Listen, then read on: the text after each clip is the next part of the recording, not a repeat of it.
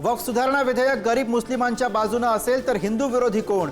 उद्धव ठाकरेंचा भाजपला सवाल। भाजपचा जमिनींवर डोळा, विधेयकाचा नाही तर भ्रष्टाचाराचा विरोध, ठाकरेंचा आरोप।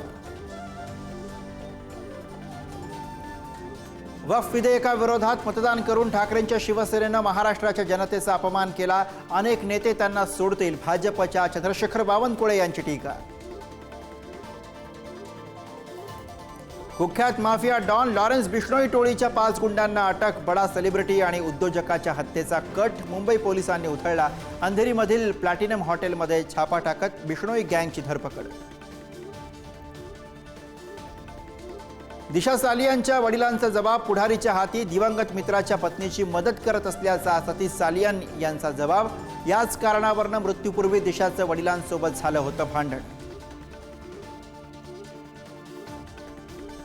बीड जेलमध्ये झालेल्या मारहाणीची एक्सक्लुझिव्ह माहिती पुढारी न्यूजच्या हाती। जीवे मारण्याच्या हेतूनं कराडच्या 9 गुंडांचा हल्ला। महादेव गित्तेची तक्रार, कराडच्या सांगण्यावरनं हल्ला, गित्तेचा आरोप।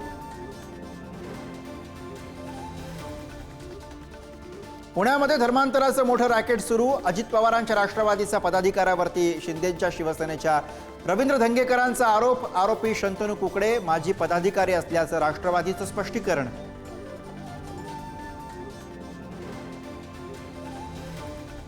पुण्यामध्ये 10 लाख रुपये न भरल्यामुळे दीनानाथ मंगेशकर हॉस्पिटलचा उपचारास नकार। आमदार अमित गोरखे यांच्या पीएच्या पत्नीचा मृत्यू। अमित गोरखे यांचा मंगेशकर हॉस्पिटलवरती गंभीर आरोप।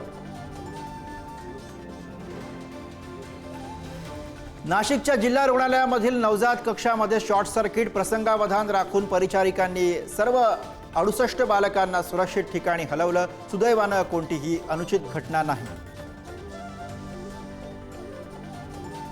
राज्यामध्ये अवकाळीचा धुमाकूळ पुढील 3 दिवस। मध्य महाराष्ट्र, मराठवाडा, विदर्भामध्ये गारपिटीची शक्यता। वादळी वारे, विजांच्या कडकडाटासह पावसाचा अंदाज।